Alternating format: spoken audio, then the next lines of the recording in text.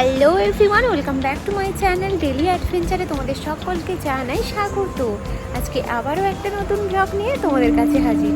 আজকে আমি তোমাদের সঙ্গে শেয়ার করতে চলেছি হাওড়া থেকে যারা পুরুলিয়া বা আদ্রা পৌঁছাতে চাও তাদের জন্য একটা সুন্দর ট্রেনের সন্ধান দিতে চলেছি আমি। তো পুরো ভিডিওটা অবশ্যই আমার সাথে থাকতে হবে, দেখতে হবে আর সাবস্ক্রাইব করতে হবে। তো চলো ভিডিওটা। তো মোটামুটি আমরা এখন বাড়ি থেকে স্টেশনের উদ্দেশ্যে রওনা দিয়েছি। এই যে জায়গাটা দেখতে পাচ্ছ এটা হচ্ছে বাগনানের লাইব্রেরি মোড়। ট্রেন তো আসছে হাওড়া থেকেই, তবে আমরা ধরবো বাগনানে। যেহেতু আমাদের বাড়িটা বাগনানের কাছেই, তো আমরা বাগনান থেকেই ট্রেনটাতে উঠবো। আজকে চলছে বাগনানের লাইব্রেরি মোড়ে বড় করে একটা পুজো, আর তার জন্য পুরো মোড়টাই প্রচুর ভিড়। আমাদেরও তাই ভিড় ঠেলে ঝুলে আসতে অনেকটা টাইম লেগে গেল। যাই হোক, শেষমেশ আমরা পৌঁছালাম এখন বাগনান স্টেশনে। ঘড়িতে তখন বাজে সন্ধ্যে ঠিক 6:48, আর আমরা এই মুহূর্তে জাস্ট এসে পৌঁছালাম বাগনান স্টেশনে। এবারে তোমাদেরকে বলি, আমরা যে ট্রেনটা ধরবো তার নাম হচ্ছে রানী শিরোমণি এক্সপ্রেস। ট্রেন নাম্বার হচ্ছে 18003। ট্রেনটা হাওড়া থেকে ছাড়ে সন্ধ্যে 5:45 আর পৌঁছায় আদ্রা ঠিক রাত 11:40। সপ্তাহে 7 দিনই এই ট্রেন চলে। এবার একটা কথা বলি, এই ট্রেনটা কিন্তু 5 থেকে 10 মিনিট লেট করে, এটা তোমরা মাথায় রেখো। মাথায় রাখতে বললাম তার মানে এই নয় যে তোমরা দেরি করে পৌঁছাবে। তোমরা ট্রেনের যে নির্ধারিত সময় রয়েছে সেই টাইমেই তোমরা প্ল্যাটফর্মে পৌঁছাবে। তোমাদের সুবিধার্থেই আমি জানিয়ে রাখছি যে ট্রেনটা 5 থেকে 10 মিনিট লেট করে, কারণ তোমরা যদি কোনো বাই চান্স ট্রেনের সময় না পৌঁছাতে পারো তাহলে কোনো স্টেশনে 5 মিনিট বা 10 মিনিট যখন লেট করে সেই জায়গাটা তোমরা কভার আপ করে নিতে পারবে। তাই তোমরা সব সময় রাইট টাইমেই ট্রেনটা ধরার চেষ্টা করবে। এবারে তোমাদেরকে যেটা বলবো সেটা হচ্ছে হাওড়া থেকে আদ্রা মোটামুটি সময় লেগে যাবে 5 ঘন্টা 50 মিনিটের মতো।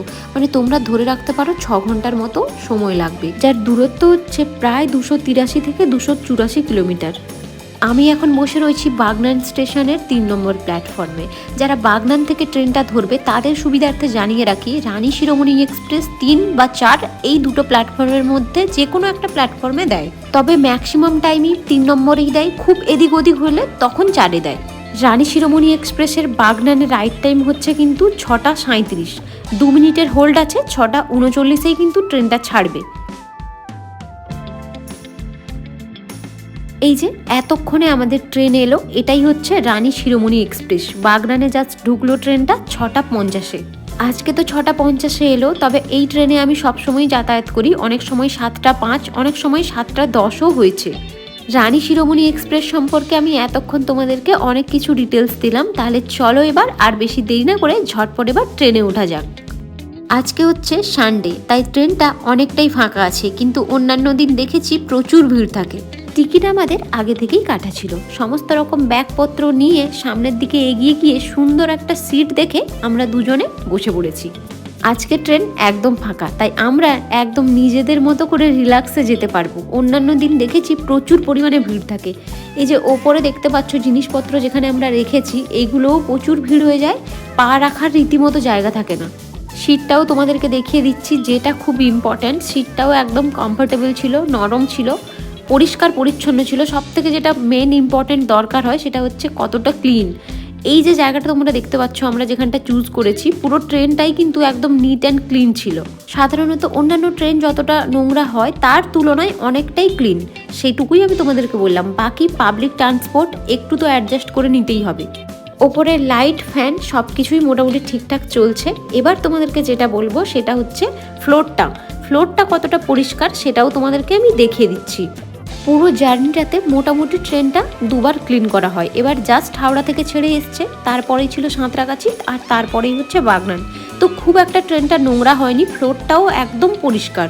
এবারে তোমাদেরকে একটা কথা বলি, প্রত্যেকটা পাবলিক ট্রান্সপোর্টের পরিষ্কার পরিচ্ছন্নতা তার সাথে তার সুরক্ষা বজায় রাখার দায়িত্ব হচ্ছে কিন্তু আমাদেরই, আর যেটা আমরা একদমই করি না। আমরা যেভাবে নিজেদের বাড়ি বা তার সাথে যে কোনো প্রাইভেট ট্রান্সপোর্টকে যতটা ক্লিন রাখি ততটা কিন্তু আমরা পাবলিক ট্রান্সপোর্টকে রাখি না। তাই জন্যই প্রত্যেকটা জিনিসই এত নোংরা হয়। তোমরা যারা আমার ভিডিও এখন দেখছো, এই ভিডিওর মাধ্যমেই তোমাদের কাছে একটা বার্তা পৌঁছে দিতে চাইছি আমি। সেটা হচ্ছে তোমাদের আশপাশে বা তোমরা যে পাবলিক ট্রান্সপোর্টটা ইউজ করছো সেটা চাইবে যে কখনোই তোমাদের দ্বারা কিন্তু যেন নোংরা না হয়। যতটা পারবে ক্লিন রাখার চেষ্টা করবে। বিভিন্ন অপ্রয়োজনীয় জিনিসপত্র যেগুলো তোমরা ট্রেন বা যে কোনো পাবলিক ট্রান্সপোর্টে ইউজ করো সেগুলো দেখবে স্টেশনেই ডাস্টবিন রয়েছে, সেখানেই ফেলার চেষ্টা করবে। তাহলে কিন্তু এতটা নোংরা হবে না। পরিবেশ, প্রকৃতি সব কিছুরই ভারসাম্য, পরিচ্ছন্নতা রক্ষা করার দায়িত্ব হচ্ছে আমাদেরই।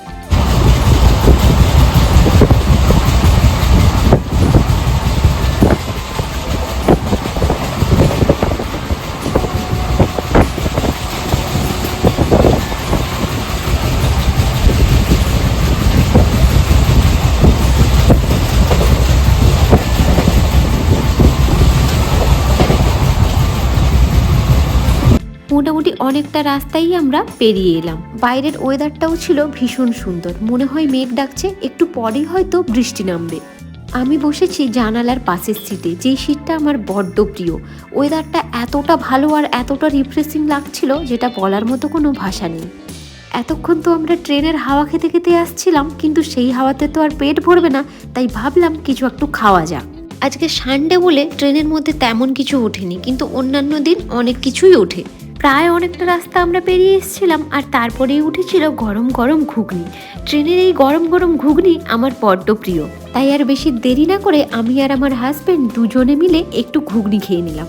বাইরে এত সুন্দর হাওয়া দিচ্ছিল, কখন যে চোখটা লেগে গেছে আমরা বুঝতে পারিনি। চোখ খুলেই দেখি একটা স্টেশনে এসে হাজির। পৌঁছে গেছি আমরা এখন মেছেদা স্টেশনে। ঘড়িতে তখন সময় ঠিক সন্ধ্যে 7টা। বাগনান থেকে ট্রেনটা ছাড়ার পরে একদম ফার্স্ট যেখানে দাঁড়ায় সেটা হচ্ছে মেছেদা।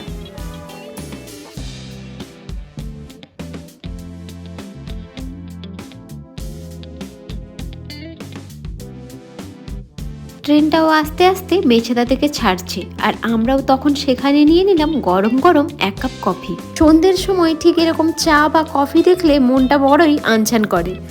ট্রেনটাও তখন আস্তে আস্তে মেছেদা থেকে পরবর্তী স্টেশনের উদ্দেশ্যে রওনা দিল।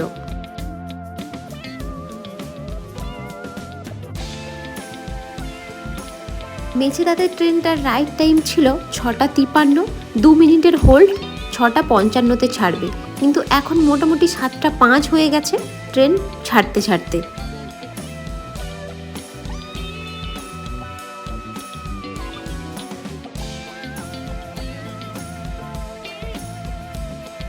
গরম কফিতে চুমুক দিতে দিতে আমরা পৌঁছে গেলাম পরবর্তী স্টেশন পাঁশকুড়া।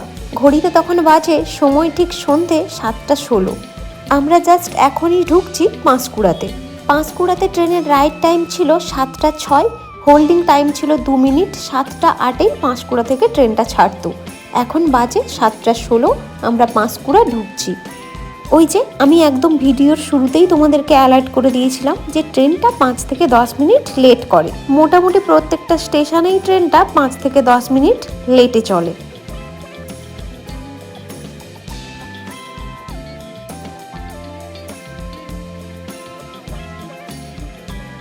বাইরে আকাশের অবস্থা তখন ভীষণ সুন্দর, ঝিরিঝিরি বৃষ্টি পড়াও শুরু হয়েছে।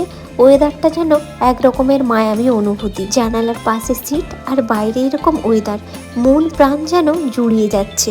ট্রেনও তার সাথে ছুটে চলেছে আপন গতিতে নিজের গন্তব্যে। আমিও নিজের সাথে বেশ খানিকটা সময় কাটিয়ে নিলাম। পৌঁছে গেছি এখন আমরা খড়গপুরে। ঘড়িতে তখন বাজে মোটামুটি ওই 8টা 3 মতো। খড়গপুরের ট্রেনটার রাইট টাইম ছিল 7টা50। সাথে ছিল 5 মিনিটের হোল্ড টাইম। ঠিক 5 মিনিট পরেই 7টা 55-তেই ট্রেনটা ছাড়তো।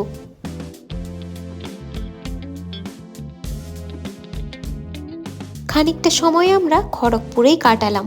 তখন কিন্তু বাইরে অলরেডি ঝিরিঝিরি বৃষ্টি নামা শুরু হয়ে গেছে।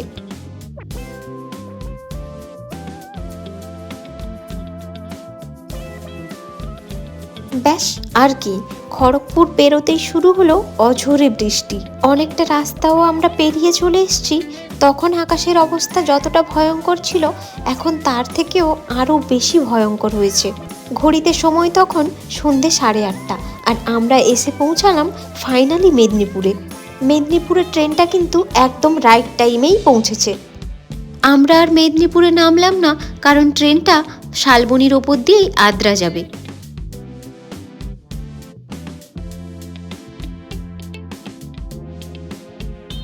ফাইনালি এখন আমরা এসে পৌঁছালাম শালবনিতে। ঘড়িতে তখন সময় সন্ধে 9:14। আমরা জাস্ট এই মুহূর্তেই শালবনিতে নামলাম। শালবনিতে ট্রেনটার রাইট টাইম ছিল 9:02, সাথে হোল্ডিং টাইম 2 মিনিট। এবার তো আমাকে বাড়িও ফিরতে হবে, আর ট্রেনটা আদ্রা পৌঁছাবে 11:40 তোমরা যারা হাওড়া থেকে আদ্রা যাবে তারা এই রানী শিরোমণি এক্সপ্রেসটাকে প্রেফার করতে পারো। পার্সোনালি আমি সবসময় এই ট্রেনেই ট্রাভেল করি। তাহলে চলো আজকের মতো ভিডিওটা এখানেই শেষ করছি। কেমন লাগলো তোমাদের সেটা কিন্তু অবশ্যই আমাকে কমেন্ট করে জানিও, আর ভালো লাগলে একটা লাইক করে দিও। আর যারা আমার চ্যানেলে একদম নতুন এরকম টাইপের ভিডিও দেখতে চাও তারা কিন্তু আমার চ্যানেলটিকে সাবস্ক্রাইব করে দিও। চলো টাটা।